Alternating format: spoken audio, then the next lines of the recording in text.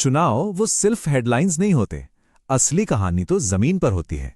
ये समझने के लिए कि कोई क्यों जीतता है और कोई क्यों हारता है, हमें आंकड़ों की गहराई में उतरना पड़ता है, खासकर एक ऐसी सीट पर जहां हर एक वोट की कीमत हो। आज हम गुन्नौर के ऐसे ही एक बेहद करीबी मुकाबले को समझने की कोशिश करेंगे। तो आज हम क्या क्या देखने वाले हैं? सबसे पहले हम गुन्नौर के रण क्षेत्र को समझेंगे, फिर डेटा से निकले 3 बड़े संकेतों पर नजर डालेंगे, मुकाबले की बनावट कैसी थी ये जानेंगे, इसके बाद यहां के करीबी चुनावी इतिहास को देखेंगे और सबसे जरूरी कि यहां के मतदाता असल में क्या चाहते हैं, और आखिर में हम उस ब्लूप्रिंट की बात करेंगे जिससे विश्वास बनाया जा सकता है। तो चलिए सीधे रण क्षेत्र में चलते हैं। जगह है विधानसभा क्षेत्र 59 गुन्नौर। ये मध्य प्रदेश के पन्ना जिले की एक बहुत ही महत्वपूर्ण सीट है जो अनुसूचित जाति के लिए आरक्षित है। देखिए, गुन्नौर जैसी जगहों पर ना राजनीति कोई शतरंज का खेल नहीं है। यहां ये लोगों की रोजी रोटी, उनके मान सम्मान और उनके बच्चों के भविष्य से सीधा जुड़ी हुई है। यहां लिया गया हर फैसला, डाला गया हर एक वोट किसी न किसी परिवार के आने वाले कल पर असर डालता है। और एक बहुत ही दिलचस्प बात देखिए, यहां वोटिंग लगातार बढ़ रही है। 1998 में जो लगभग 60% थी, वो 2023 में करीब 79% तक पहुंच गई। इसका मतलब साफ है, यहां के लोग जागरूक हैं, अपनी बात रखना चाहते हैं और अपने नेताओं से जवाबदेही चाहते हैं। तो चलिए अब जरा आंकड़ों की गहराई में उतरते हैं। देखते हैं कि ये नंबर हमें क्या कहानी सुनाते हैं। 1160 वोट, बस 2023 के चुनाव में जीत और हार का फासला सिर्फ इतना था। मतलब समझिए कि कुछ मोहल्लों ने, कुछ परिवारों ने मिलकर तय कर दिया कि विधायक कौन बनेगा। यहां एक एक वोट की अहमियत समझ में आती है। और ये फासला हमेशा से ही ऐसा रहा है। 2018 में कांग्रेस जीती 1984 वोटों से, 2023 में बीजेपी जीती 1160 वोटों से। मतलब लड़ाई हमेशा ही कांटे की रही है। यहां जीत कभी आसान नहीं होती। और इसकी वजह ये है, वोट शेयर देखिए, बीजेपी 45.9%, कांग्रेस 45.2%, लगभग बराबर। ऐसी सीटों को हम कहते हैं स्विंग सीट। यहां कोई भी पार्टी ये मानकर नहीं चल सकती कि वोटर उसके साथ है। हर बार आपको नए सिरे से विश्वास जीतना ही पड़ेगा। अब इतने करीबी मुकाबले को समझने के लिए हमें उम्मीदवारों के चेहरों से आगे बढ़कर पार्टियों के सिस्टम को, उनकी जमीनी मशीनरी को देखना होगा। यहां लड़ाई सिर्फ पर्सनालिटी की नहीं, ऑर्गेनाइजेशन की होती है। तो दोनों तरफ की ताकत क्या है?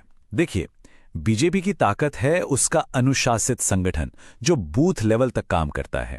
वहीं कांग्रेस की ताकत उन मुद्दों में है जो सीधे लोगों की जेब और पेट पर असर करते हैं। लेकिन असली निर्णायक भूमिका में है ओबीसी समुदाय, जैसे यादव और लोधी। जो पार्टी इन्हें अपने साथ लाने में कामयाब हो जाती है, पलड़ा उसकी तरफ झुक जाता है। चलिए अब थोड़ा पीछे चलते हैं और देखते हैं कि गुन्नौर का चुनावी इतिहास हमें क्या बताता है, क्योंकि जो पहले हुआ है उससे भविष्य के संकेत मिलते हैं। ये टाइमलाइन एक कहानी बताती है। 1998 से 2013 तक ये सीट बीजेपी के पास रही। फिर 2018 में हवा बदली और सिर्फ 4% वोट के एक छोटे से स्विंग ने बाजी पलट दी। कांग्रेस आ गई और 2023 में बीजेपी ने सीट वापस तो ले ली, लेकिन फिर से एक बेहद करीबी मुकाबले में। साफ है, यहां कोई भी चैन की सांस नहीं ले सकता। तो सबक क्या है? सबक यह है कि गुन्नौर में जीत कोई पक्की जागीर नहीं है। ये एक अमानत है, एक अस्थायी विश्वास जो आपको जनता देती है, और ये विश्वास कभी भी वापस लिया जा सकता है। तो आखिर वो कौन से मुद्दे हैं जो यहां हार जीत का फैसला करते हैं? मतदाता असल में चाहते क्या हैं? आइए जमीन पर लोगों की सबसे बड़ी चिंताओं को समझते हैं। ये टेबल देखिए, कहानी साफ है। सबसे ऊपर है कृषि संकट, फिर युवा बेरोजगारी और सामाजिक सुरक्षा की चिंता। यहां लड़ाई राष्ट्रीय बहसों पर नहीं, बल्कि इस बात पर होती है कि किसान को फसल का दाम मिलेगा या नहीं, और पढ़े लिखे नौजवान को घर के पास नौकरी मिलेगी या नहीं। और ये सिर्फ शिकायतें नहीं हैं, ये सम्मान और एक बेहतर जिंदगी की मांग है। हमारे संविधान का भी यही मूल आधार है, हर नागरिक का सम्मान और अपनी बात को जिम्मेदारी के साथ रखने का अधिकार।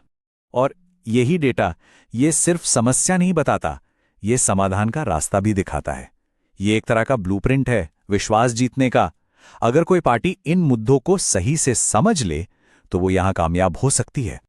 गुन्नौर में जीतने के लिए एक 4 तरफा रणनीति चाहिए। पहला, एक ऐसा चेहरा जो लोगों से जुड़े। दूसरा, एक मजबूत संगठन। तीसरा, एक ऐसी कहानी जो भरोसा पैदा करे। और चौथा, एक ऐसा आंदोलन जिसमें स्थानीय लोग दिल से जुड़ें। और जब हम लोगों से जुड़ने की बात करते हैं तो ये याद रखना जरूरी है कि ये विश्वास पर आधारित होना चाहिए। भारत के डेटा प्रोटेक्शन कानून के तहत हर व्यक्ति की निजी जानकारी की सुरक्षा और उनकी सहमति सर्वोपरि है। ये सिर्फ कानूनी नहीं बल्कि एक नैतिक जिम्मेदारी भी है। तो फिर यहां कैसा उम्मीदवार चलेगा? वो जिसे हम कहते हैं ग्रास रूट्स कनेक्टर, यानी वो नेता जो जमीन से जुड़ा हो, जिसकी छवि साफ हो और जो लोगों के दुख दर्द को सच में समझे। कोई ऐसा जिसे देखकर लोग कहें ये हम में से ही एक है। और इसी वजह से गुन्नौर एक परफेक्ट स्विंग सीट है, एक ऐसी जगह जहां नतीजा आखिरी वोट गिने जाने तक तय नहीं होता। यही चीज इसे राजनीति का एक इतना महत्वपूर्ण अध्ययन बनाती है। तो कुल मिलाकर बात यह है कि गुन्नौर सिर्फ एक विधानसभा सीट नहीं है, ये पूरे भारतीय लोकतंत्र का एक छोटा सा आईना है। ये हमें दिखाता है कि असली ताकत और असली राजनीति दिल्ली के स्टूडियो में नहीं बल्कि देश के गांवों और कस्बों में बसती है, जहां जमीनी मुद्दे और संगठन ही सबसे ज्यादा मायने रखते हैं। और ये हमें एक अहम सवाल पर छोड़ जाता है, क्या आज की राजनीति में जहां संदेशों का इतना शोर है, जमीन से गहरा जुड़ाव उस शोर पर भारी पड़ सकता है? गुन्नौर का तजुर्बा तो यही बताता है।